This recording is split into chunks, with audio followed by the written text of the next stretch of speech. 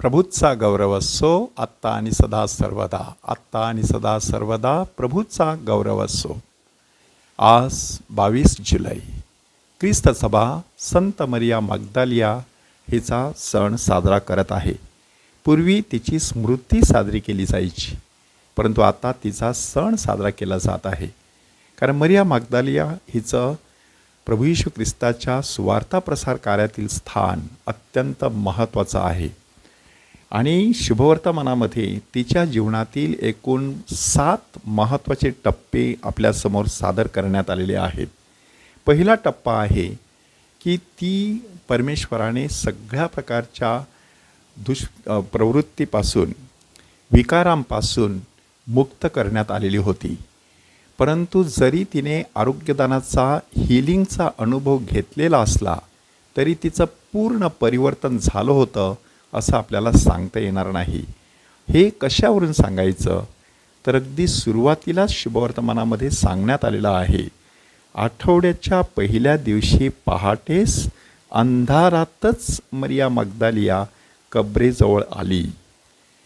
पहाटेस म्हणजे थोडाफार प्रकाश होता, अंधारातच म्हणजे जीवनात थोडाफार अंधार होता. तो प्रकाश कसला होता? आरोग्यदानाचा, ईश्वर अनुभवाचा. परंतु अंधार कसला होता? अजूनही जीवनामध्ये पूर्ण परिवर्तन न झाल्यामुळे पापांचा अंधार. माणूस बऱ्याच वेळेला अशा प्रकारच्या प्रकाशामध्ये, अंधुक प्रकाशामध्ये जीवन जगत असतो. दुसरा टप्पा की तिने जेव्हा कबरेवरून धोंड काढलेली आहे असं पाहिलं, तेव्हा ती ताबडतोब शिमोन पेत्र आणि ज्याच्यावर येशूचं प्रेम होतं तो दुसरा शिष्य ह्यांच्याकडे धावत गेली आणि तिने सांगितलं की त्याने प्रभूला कबरेतून नेलं आहे, कुठे ठेवलं आहे हे आम्हाला ठाऊक नाही. ह्या घटनेमधून काय नक्की शिकायचं की मरिया मग्दलियाला आलेला अनुभव ती इतर कोणालाही जाऊन सांगत सुटत नाही, तर सर्वप्रथम शिमोन पेत्र आणि येशूचा जिवलग शिष्य योहान ह्यांच्याकडे येऊन सांगते. ह्याचा अर्थ काय आहे?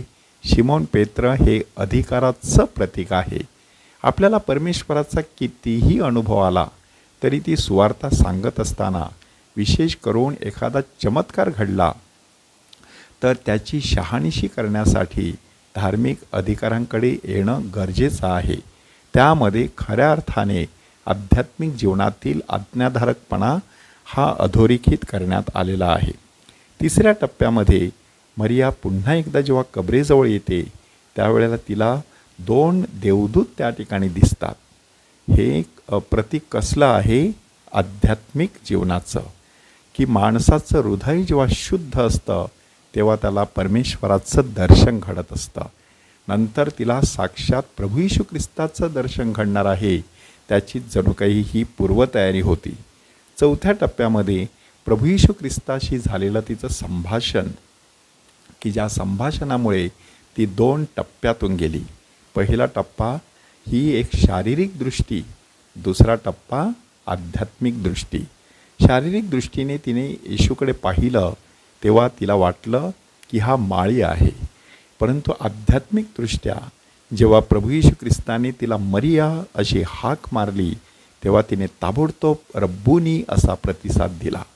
आपण देखील शारीरिकदृष्ट्या नजरेतून न पाहता आध्यात्मिकदृष्ट्या आपल्या जीवनाकडे पाहणं गरजेचं आहे. 5व्या टप्प्यामध्ये येशू तिला सांगत आहे, मला बिलगून बसू नकोस, कारण मी अद्याप पित्याजवळ वर गेलो नाही. याचा अर्थ असा, प्रभू येशू ख्रिस्ताला माणसाची संमती नको होती, त्याला आपल्या परमेश्वर पित्याची संमती हवी होती. सर्वप्रथम परमेश्वर पित्याला भेटायचं, त्याला जणू काही रिपोर्टिंग करायचं, त्याला सांगायचं की मी तू दिलेलं काम पूर्णत्वास नेलेलं आहे.